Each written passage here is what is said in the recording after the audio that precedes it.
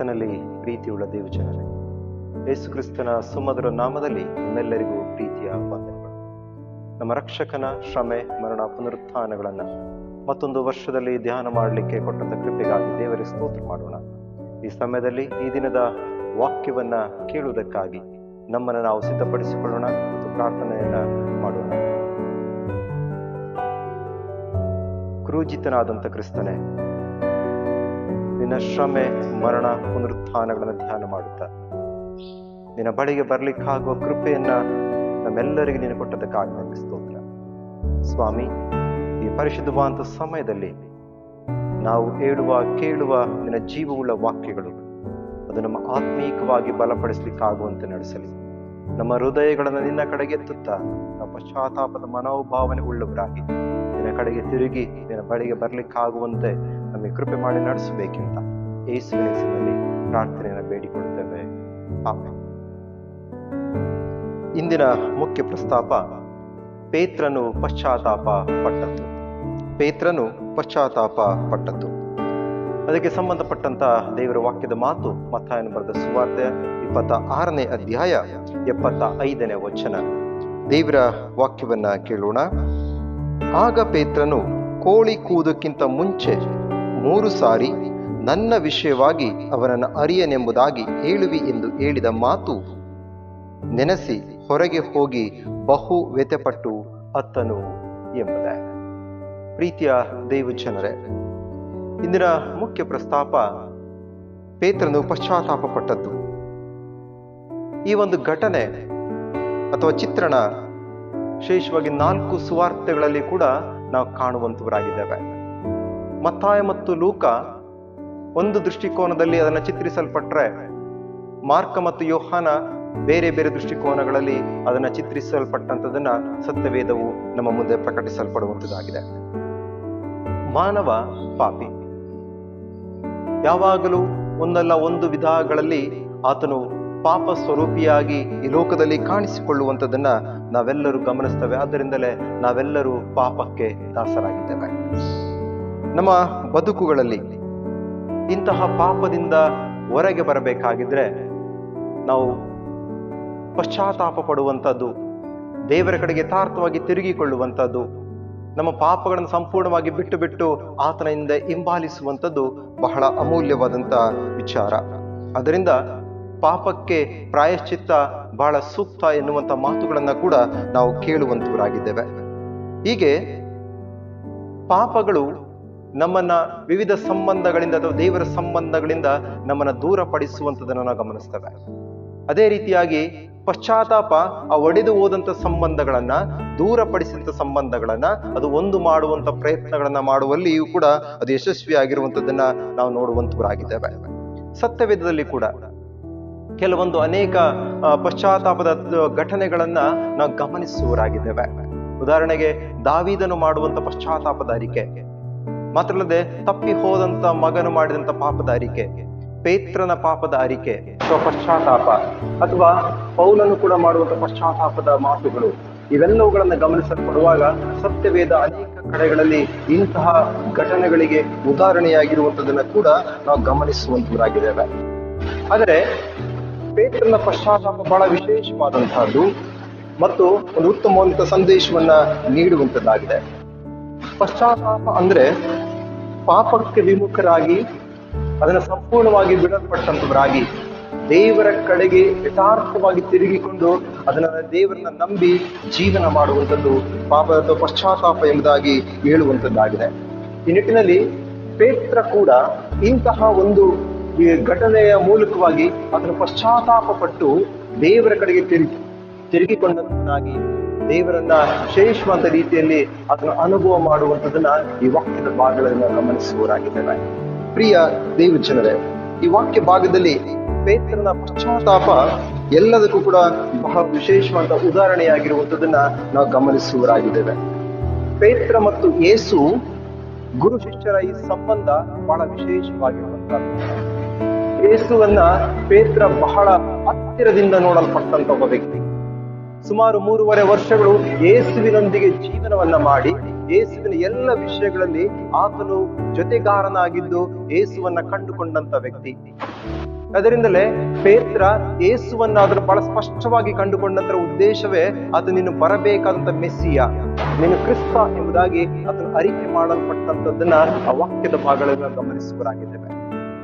ಯೇಸು ಸ್ವಾಮಿ ಕೂಡ ಅದಕ್ಕೆ ಪ್ರತ್ಯುತ್ತರವಾಗಿ, ನಿನಗೆ ಇದನ್ನ ತಿಳಿಸಿಕೊಟ್ಟವನ ನನ್ನ ತಂದೆಯೇ ಹೊರತು ಬೇರೆ ಯಾರು ಅಲ್ಲ, ಆದ್ರಿಂದ ನಾನು ಇದನ್ನ ಬಂಡೆ ಎಂಬುದಾಗಿ ಕರೀತೇನೆ, ಈ ಬಂಡೆಯ ಮೇಲೆ ನನ್ನ ಸಭೆಯನ್ನ ಕಟ್ತೇನೆ ಎಂಬುದಾಗಿ ಕೂಡ ಯೇಸು ಸ್ವಾಮಿ ಹೇಳುವಂತ ಮಾತುಗಳನ್ನ ನಾವು ಗಮನಿಸುವಂತರಾಗಿದ್ದೇವೆ. ಈ ಮೂಲಕ ಅವರಿಬ್ಬರ ಸಂಬಂಧ ಬಹಳ ವಿಶೇಷವಾದಂತಹದ್ದು. ಆ ಮೂಲಕ ಯೇಸುವನ್ನ ಬಹಳ ಹತ್ತಿರದಿಂದ ಕಂಡುಕೊಂಡದಕ್ಕೆ ಪೇತ್ರ ಅಲ್ಲಿ ಸಾಕ್ಷಿಯಾಗಿರುವಂತದನ್ನ ಕೂಡ ನಾವು ಗಮನಿಸುವರಾಗಿದ್ದೇವೆ. ಈ ಮೂಲಕವಾಗಿ ಪೇತ್ರ ಮತ್ತು ಯೇಸು ಸ್ವಾಮಿಯ ಈ ಸಂಬಂಧದ ಹಿನ್ನೆಲೆಯಲ್ಲಿ ಯೇಸು ಸ್ವಾಮಿಯ ಆ ಬಂಧನದ ಸಂದರ್ಭಗಳು ಬಂದಾಗ, ಅದಕ್ಕಿಂತ ಮುಂಚಿತವಾಗಿ ಯೇಸು ಸ್ವಾಮಿ ಪೇತ್ರನನ್ನು ಎಚ್ಚರಿಸ್ತಾನೆ. ನೀನು ಇವತ್ತು ನನ್ನ ವಿಷಯವಾಗಿ 3 ಸಾರಿ ಆತನನ್ನು ಅರಿಯನು ಎಂಬುದಾಗಿ ಹೇಳುವುದರ ಮೂಲಕವಾಗಿ ನೀನು ಹೇಳ್ತೀಯ ಎನ್ನುವಂತ ವಿಚಾರಗಳನ್ನು ಸ್ಪಷ್ಟವಾಗಿ ತಿಳಿಸ್ತಾನೆ. ನೀನು ಹೇಳುವುದರ ಹೊರತು ಇವತ್ತಿನ ಕೋಳಿ ಕೂಗುವುದೇ ಇಲ್ಲ ಎಂಬುದಾಗಿ ಯೇಸು ಸ್ವಾಮಿ ಹೇಳುವಂತ ಮಾತುಗಳನ್ನು ಗಮನಿಸ್ತೇವೆ. ಆದ್ರೆ ಯೇಸುವಿನ ಮಾತುಗಳನ್ನ ಮರೆತು ಹೋದಂತ ಪೇತ್ರ ಯೇಸು ಸ್ವಾಮಿಯ ಬಂಧನದಲ್ಲಿ ಆತನನ್ನ ಪ್ರಶ್ನೆ ಮಾಡಿದಂತ ಅನೇಕ ಜನರಿಗೆ ಆತನು ಕೊಡುವಂತ ಉತ್ತರ, ಆತನ ನಾನು ಅರಿಯನು ಎಂಬುದಾಗಿ.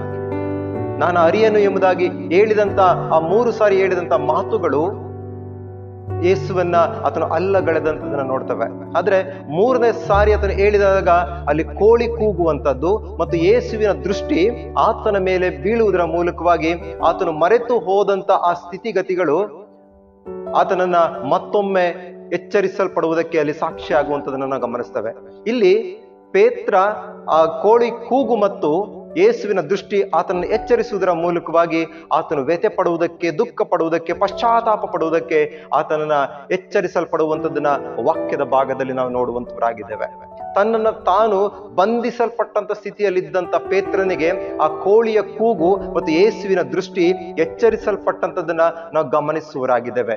ಯಾವಾಗ ಎಚ್ಚರಿಕೆ ಹೊಂದಿದಂತ ಪೇತ್ರ ಅದರಿಂದ ಹೊರಗೆ ಬರ್ತಾನೆ, ತನ್ನ ಬಂಧನದಿಂದ ಹೊರಗೆ ಬಂದು ಆತನು ಏನ್ ಮಾಡ್ತಾನೆ ಅಂದ್ರೆ ಆ ಪಾಪಕ್ಕೋಸ್ಕರವಾಗಿ ಕಣ್ಣೀರಿಟ್ಟು ಆತನು ದುಃಖಿಸುವಂತದನ್ನ ಆ ವಾಕ್ಯದ ಭಾಗದಲ್ಲಿ ನಾವು ಗಮನಿಸುವರಾಗಿದ್ದೇವೆ. ಪ್ರೀತಿಯುಳ್ಳ ದೇವಜನರೇ, ಇವತ್ತಿನ ದಿನಗಳಲ್ಲಿ ನಮಗೂ ಕೂಡ ದೇವರ ವಾಕ್ಯವು ಪ್ರತಿನಿತ್ಯ ನಮ್ಮನ್ನು ಎಚ್ಚರಿಸುವಂತದ್ದಾಗಿದೆ. ಪಾಪಕ್ಕೆ ದಾಸರಾಗದೆ ನೀವು ಕ್ರಿಸ್ತನ ಮಕ್ಕಳಾಗಿ ಜೀವನ ಮಾಡುವುದಕ್ಕಾಗಿ ದೇವರ ವಾಕ್ಯಗಳು ನಮ್ಮನ್ನು ಪ್ರತಿನಿತ್ಯ ಎಚ್ಚರಿಸ್ತದೆ. ಆದ್ರೆ ಇವತ್ತಿನ ಎಚ್ಚರಿಕೆಯನ್ನು ಗಮನಿಸದೆ ಇರುವಂತದ್ದು ಕೂಡ ಬಹಳ ವಿಷಾದಕರವಾದಂತ ಸಂಗತಿ.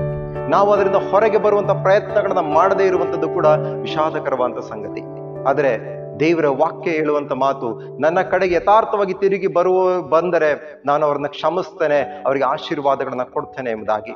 ಈ ನಿಟ್ಟಿನಲ್ಲಿ ಪೇತ್ರ ಕೂಡ ಬಹು ವ್ಯಥೆಪಟ್ಟು ಆತನು ಏನ್ ಮಾಡ್ತಾನೆ ಹೇಳಿದ್ರೆ ದುಃಖಿಸಲ್ಪಟ್ಟಂತ ಸಂದರ್ಭಗಳಲ್ಲಿ ಮತ್ತೊಮ್ಮೆ ಕ್ರಿಸ್ತನ ಸಂಬಂಧದಲ್ಲಿ ಆತನು ಹೊಂದಾಗುವಂಥದ್ದನ್ನ ಕೂಡ ನಾವು ಗಮನಿಸ್ತೇವೆ. ಕ್ರಿಸ್ತನ ಸಂಬಂಧದಲ್ಲಿ ಒಂದಾಗುವುದರ ಮೂಲಕವಾಗಿ ಆತನ ಬದುಕು ಒಂದು ಸಾಕ್ಷ್ಯ ಬದುಕಾಗಿ, ಕ್ರಿಸ್ತನನ್ನ ಪ್ರಕಟಿಸುವ ಬದುಕಾಗಿ ಆತನು ಕಾಣಿಸಿಕೊಳ್ಳಲ್ಪಟ್ಟಂತದನ್ನ ಆ ವಾಕ್ಯದ ಭಾಗಗಳಲ್ಲಿ ನಾವು ನೋಡುವಂತವರಾಗಿದ್ದೇವೆ. ಪ್ರೀತಿಯುಳ್ಳ ದೇವಜನರೇ, ಈ ಮೂಲಕವಾಗಿ ಪ್ರತಿನಿತ್ಯ ದೇವರ ವಾಕ್ಯಗಳನ್ನು ನಾವು ಧ್ಯಾನಿಸುವುದರ ಮೂಲಕ ನಾವು ಆ ಎಲ್ಲ ಪಾಪದ ಬಂಧನಗಳಿಂದ ಹೊರಬರಲಿಕ್ಕೆ ನಾವು ಎಚ್ಚೆತ್ತುಕೊಳ್ಳುವುದಕ್ಕೆ, ಕ್ರಿಸ್ತನ ಸಂಬಂಧದಲ್ಲಿ ಮತ್ತಷ್ಟು ಬಲಗೊಳ್ಳುವುದಕ್ಕೆ ನಮಗೆ ಸಾಕ್ಷಿಯಾಗುವಂಥದ್ದನ್ನ ದೇವರ ವಾಕ್ಯದಲ್ಲಿ ನಾವು ನೋಡುವಂತವರಾಗಿದ್ದೇವೆ. ಯಾರ್ಯಾರು ದೇವರ ಕಡೆಗೆ ಪಶ್ಚಾತ್ತಾಪದ ತಿರುಗಿಕೊಳ್ಳುತ್ತಾರೋ ಅವರೆಲ್ಲರಿಗೂ ಕೂಡ ದೇವರ ಆಶೀರ್ವಾದವಿದೆ.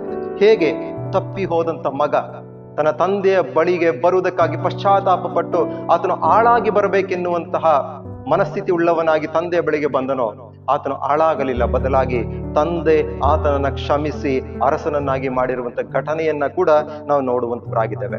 ಧರ್ಮೋಪದೇಶ ಕಾಂಡ 4ನೇ ಅಧ್ಯಾಯ 30 ಮತ್ತು 31ನೇ ವಚನದಲ್ಲಿ ಕೂಡ ಅಲ್ಲಿ ಹೇಳುವಂತ ಮಾತು, ಮೇಲೆ ಹೇಳಿದ ಎಲ್ಲ ಕಷ್ಟಗಳು ನಿಮಗೆ ಸಂಭವಿಸಿ ನೀವು ಸಂಕಷ್ಟದಲ್ಲಿರುವಾಗ ಅಂತ್ಯದಲ್ಲಿ ನೀವು ಆತನ ಕಡೆಗೆ ತಿರುಗಿಕೊಂಡು ಆತನ ಮಾತಿಗೆ ಕಿವಿಗೊಡುವಿರಿ.